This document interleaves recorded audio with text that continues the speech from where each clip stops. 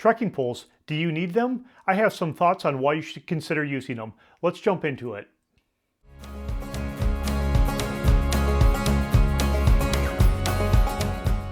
In the past, I was never a huge proponent of trekking poles. They seem like an additional weight and another inconvenience to haul around and something I need to keep track of while hiking. I never put any time into understanding the benefits of them, but as I've grown older and a little wiser, my thoughts have shifted a bit.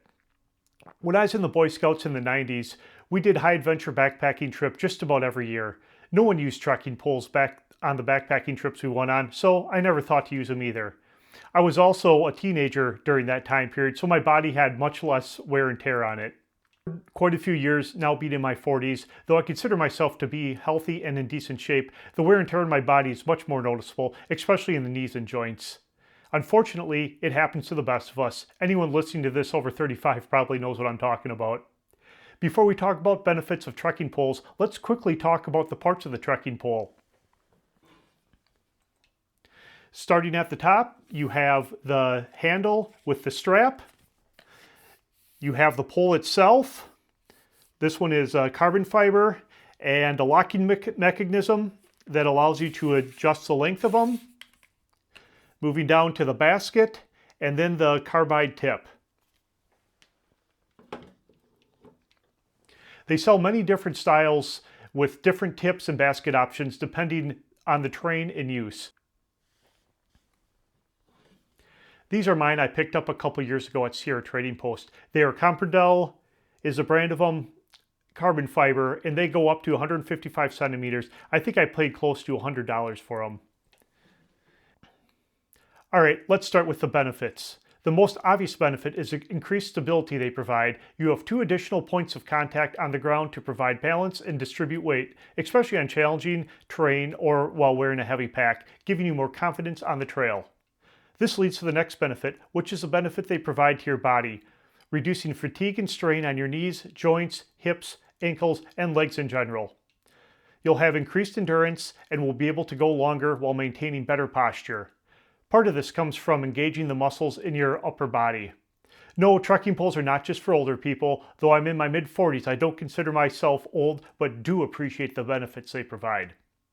I'd like to take a moment to mention, if you like what you're hearing, please subscribe to and like this channel, and drop a comment if you wish. What other outdoor adventure topics would you like me to cover? Let me know your thoughts on trekking poles as well. Your support is appreciated more than you know.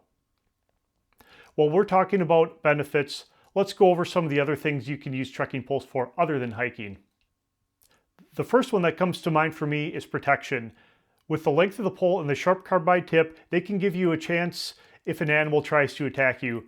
Though fighting off an attacking cougar with a trekking pole probably would be a last-ditch effort. Another use for the poles could be for a makeshift shelter. They could be used for a fishing pole or to check for water depth if you have to traverse a stream or river. They can come in handy for a closed drying rack at camp, or another practical use would be testing the terrain, checking for loose rocks or soft and unstable soil. Let's talk about potential drawbacks now. To start, they're an additional item to travel with. Depending on how and where you travel, this may be a factor, such as trying to take them on your carry-on if you're flying. There's a good chance you're not getting those through TSA. This can be an issue if you don't intend checking a bag. They're also another item to keep track of and finding a place to store them when you're not using them. They are added weight around 280 grams or 10 ounces on the ultralight side, or up to 580 grams or 20 ounces on the heavy side. Cost can be a factor. You can find budget-friendly aluminum ones for under $25, or you can be pushing close to $300 for ultralight carbon fiber ones. Another drawback is that they can be awkward to use, which may pose a safety hazard. They may also fatigue your upper body, including hands, wrists, arms, shoulders, causing more exertion of energy. You may develop an over-reliance on them, which messes with your body's natural sense of balance. And one of the last potential drawbacks is the environmental damage they can cause the terrain from the sharp carbide tips. Personally, I feel advantages outweigh the drawbacks, since many of the drawbacks can easily be mitigated, especially if you are aware of them ahead of time. A couple years ago, I took a road trip to Rocky Mountain National Park in Colorado to do a 3-day, 2-night, 27-mile loop that took me up over the Continental Divide. This was the first adventure with my trekking poles, and I was sure happy I brought them. No, not after a couple close moose encounters I had, which would have probably done nothing if one of those beasts started to charge at me. The first point where I noticed the benefit of the poles was when I started to ascend up past the tree line and the elevation started to get to me a little bit. I started to get a bit lightheaded. They provided some extra stability and balance. As I made my way back down to the campsite for the second night, it began to rain and continued to rain as I made it to camp. My gear was still damp from the condensation the night before, and the rain sure wasn't going to allow me to dry out any of it. At that point, I made the decision to forego my last night and hike back to the trailhead, a 17-mile day I didn't plan for. Of course, after I made it a few miles from the campsite en route to the trailhead, the rain cleared and the sun came out. I was hot, tired, and exhausted. I don't know if I would have made it back without my trekking poles. They helped take the additional strain off my lower body, and I was able to get a good cadence going to get back to the trailhead. Fast forward to last year, I flew out to Arizona with my fiance to do the rim-to-rim hike in the Grand Canyon from the South Rim to the North Rim in one day. This was 21 miles and around 11,000 feet of elevation change. I did not bring my trekking poles because my intent was to jog most of it, and I was worried I wouldn't be able to get them through TSA to bring on my carry-on, as we didn't want to check any bags. One of those drawbacks I mentioned.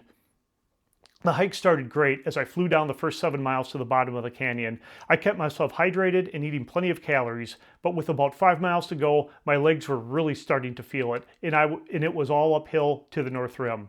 My legs were sore and cramping, and the outside part of my left knee started to give me some sharp pain. Thankfully, I had a compression sleeve on my right knee due to some bursitis flare-up that I was prepared for. I was moving at a very slow pace, and I was kicking myself for not bringing my poles. I was getting desperate at the end, having to rest frequently and not knowing if I'd be able to finish the trek out.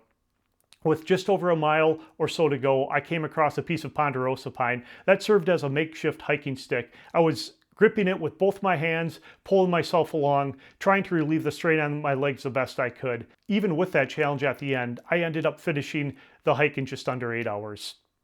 These two experiences are why I will continue to use trekking poles, why I heavily recommend giving them a try. I want to touch real quick on proper fit and use. Standing on a flat surface, the poles should be at a 90-degree angle at the elbow. I'm 6 feet tall, so for me, the correct length is around 120 centimeters.